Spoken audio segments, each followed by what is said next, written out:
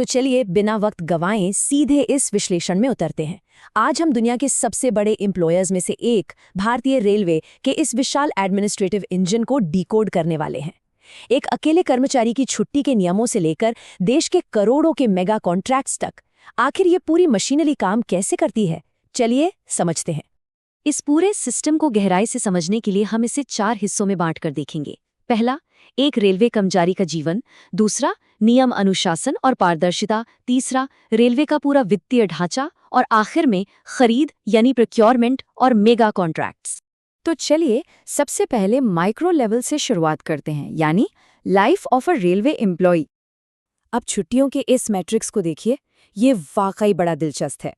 मान लीजिए अचानक तबीयत खराब हो जाए तो मेडिकल लीव बिना सर्टिफिकेट के सिर्फ 3 दिन तक ही ली जा सकती है, बस। लेकिन दूसरी तरफ लीव ऑन हाफ एवरेज पे यानी LHAP, इसे जमा करने की कोई लिमिट ही नहीं है, जितना चाहें अक्यूमुलेट करें।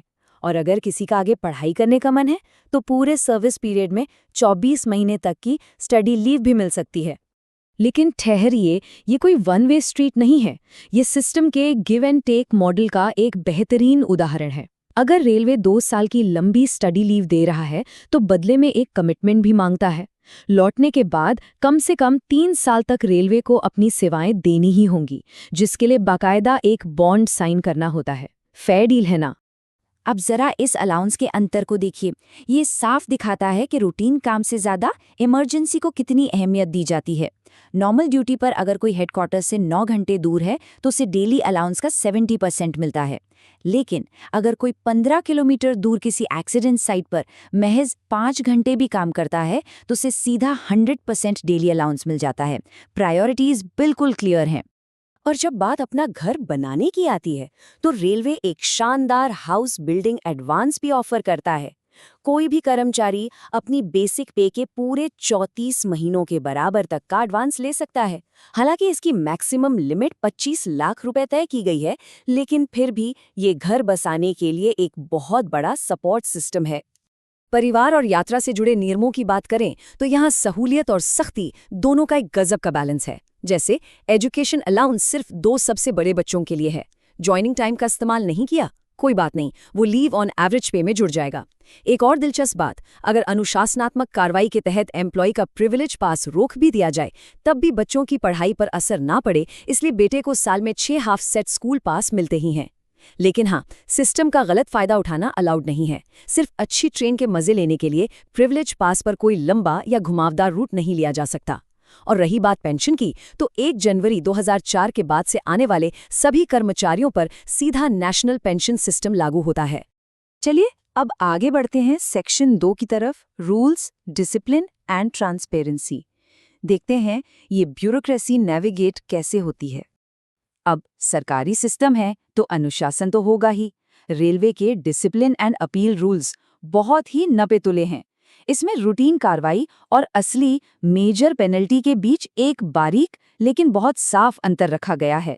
मतलब अगर सजा के तौर पर किसी की पे इंक्रीमेंट 1 साल के लिए रोक दी जाए, लेकिन उससे भविष्य के इंक्रीमेंट्स पर कोई असर न पड़े, तो ध्यान रहे, इसे मेजर पेनल्टी नहीं माना जाता। ये बस एक अपवाद है। इसके अलावा फाइनेंशियल ट्रांसपेरेंसी को लेकर नियम एकदम सख्त हैं। अगर कोई भी कर्मचारी 1 साल के अंदर शेयर, सिक्योरिटीज या म्यूचुअल फंड्स में अपनी 6 महीने की बेसिक सैलरी से ज्यादा का लेन देन करता है तो उसे अपने विभाग को इसकी पूरी जानकारी देनी ही होगी, कोई लूप होल नहीं। और अगर कोई शिकायत हो या जानकारी चाहिए हो तो उसके लिए बिल्कुल साफ और अलग रास्ते बनाए गए हैं। जैसे अगर RTI के जरिए कोई जानकारी चाहिए तो वो सीधे सेंट्रल पब्लिक इंफॉर्मेशन ऑफिसर को जाएगी, और वहीं अगर पेंशन से जुड़ी कोई परेशानी है तो उसके लिए एक डेडिकेटेड ऑनलाइन प्लेटफॉर्म मौजूद है जिसका नाम है अर्पण। तो माइक्रो लेवल को समझने के बाद अब जरा तस्वीर को थोड़ा बड़ा करते हैं। Section 3, the financial machinery. इस पूरे नेटवर्क की फंडिंग कैसे होती है? क्या अंदाजा लगाया जा सकता है कि रेलवे का वित्तीय ढांचा कितना विशाल है? ये हमारे राष्ट्रीय बजट का एक बहुत बड़ा हिस्सा है। चाहे वो एक मामूली सा लोकल टिकट हो या फिर मालगाड़ियों से आने वाला करोड़ों का रेवेन्यू, रेलवे की एक एक पाई की कमाई सीधे भारत सरकार के खजाने यानी कंसोलिडेटेड फंड ऑफ इंडिया में जाके जमा होती है। और इतने अथाह फंड्स को मैनेज करने के लिए हर खर्च की एक स्पेसिफिक कैटेगरी होती है। हवा में कोई फैसला नहीं होता। किसी भी नए प्रोजेक्ट को हरी झंडी तभी मिलेगी जब उसका रेट ऑफ रिटर्न फाइनेंशियली सही बैठे। पटरियों को बदलना है, वो प्लान हेड 31 के तहत जाएगा। नए एसेट्स बनाने तो डिमांड नंबर 16। और सबसे जरूरी बात, यात्रियों की सुरक्षा सुनिश्चित करने के लिए राष्ट्रीय रेल संरक्षा कोष RRS के जैसा एक बिल्कुल अलग और डेडिकेटेड फंड मौजूद है। जाहिर है, जहां इतना भारी भरकम पैसा इन्वॉल्व है, वहां निगरानी भी टॉप लेवल की ही होगी। इस पूरे खर्चे पर नजर रखने का काम कंट्रोलर एंड ऑडिटर जनरल यानी CAG करता है और उनकी रिपोर्ट सीधे संसद की पब्लिक अकाउंट्स कमेटी के सामने जाती है। मतलब अकाउंटेबिलिटी बिल्कुल टॉप लेवल पर तय होती है।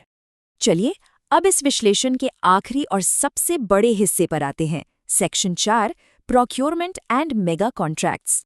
रेलवे को चलाने के लिए जो सामान खरीदा जाता है, उसकी प्रक्रिया अब पूरी तरह डिजिटल हो चुकी है। इसे डिकोड करने के लिए बस कुछ कीवर्ड्स पता होने चाहिए, जैसे स्टोर्स का सामान जेम यानी गवर्नमेंट मार्केट प्लेस से खरीदा जाता है। टेंडर निकालने और उसे फाइनल करने का पूरा काम IREPS नाम के ऑनलाइन प्लेटफॉर्म पर होता है। और रेलवे स्टोर के अंदर रखी हर एक चीज को पहचानने के लिए उसका अपना एक PL नंबर यानी प्राइस लिस्ट नंबर होता है। सब कुछ एकदम सिस्टमैटिक। जब भी करोड़ों के बड़े प्रोजेक्ट्स या वर्क्स कॉन्ट्रैक्ट साइन होते हैं तो पब्लिक मनी को सुरक्षित रखना सबसे पहली प्राथमिकता होती है। इसीलिए हर कॉन्ट्रैक्ट में एक नियम बिल्कुल फिक्स है। कॉन्ट्रैक्टर को कॉन्ट्रैक्ट वैल्यू का 5% सिक्योरिटी डिपॉजिट के रूप में जमा करना ही होता है। ये एक बेहतरीन फाइनेंशियल सेफ्टी नेट का काम करता है। अब बाजार का तो सबको पता ही है, कीमतें कभी भी ऊपर नीचे हो सकती हैं। इससे बचने के लिए रेलवे एक बहुत ही स्मार्ट स्ट्रैटेजी अपनाता है, जिसे रेट कॉन्ट्रैक्ट कहते हैं। इसमें सप्लायर के साथ एक फिक्स्ड रेट तय कर लिया जाता है। फिर चाहे एक तय समय के अंदर रेलवे कितनी भी क्वांटिटी मांगे, सप्लायर को उसी फिक्स रेट पर सामान देना होगा। इससे सप्लाई चेन के खर्चों में एक स्टेबिलिटी बनी रहती है। और हाँ, रेलवे में कोई भी नया काम बस ऐसे शुरू नहीं हो सकता। इसके बहुत सख्त नियम हैं। किसी भी काम को एडमिनिस्ट्रेटिव अप्रूवल दिलाने के लिए बकायदा एक एब्स्ट्रैक्ट एस्टिमेट बनाना पड़ता है। और जहां तक टेंडरिंग की बात है, सिस्टम में पारदर्शिता बनाए रखने के लिए कोटेशन सिस्टम को टेंडर लेने का कोई ऑफिशियल तरीका माना ही नहीं जाता। सब कुछ प्रॉपर चैनल के थ्रू ही होना चाहिए। तो 3 दिन के मेडिकल लीव के नियमों से लेकर करोड़ों के मेगा कॉन्ट्रैक्ट्स तक का ये पूरा सफर देखने के बाद एक सवाल जो सच में सोचने पर मजबूर करता है, वो ये है कि कैसे ये एक अकेला एडमिनिस्ट्रेटिव इंजन एक आम कर्मचारी की छोटी छोटी ज़रूरतों को पूरा करते हुए पूरे देश के बजट के इतने भारी भरकम बोझ को एक साथ आगे बढ़ाता है। ये बैलेंस वाकई काबिल तारीफ है। आज के इस विश्लेषण में हमारे साथ जुड़ने के लिए बहुत बहुत शुक्रिया। उम्मीद है भारतीय रेलवे के इस विशाल सिस्टम को देखने का आपको एक बिल्कुल नया नजरिया मिला होगा।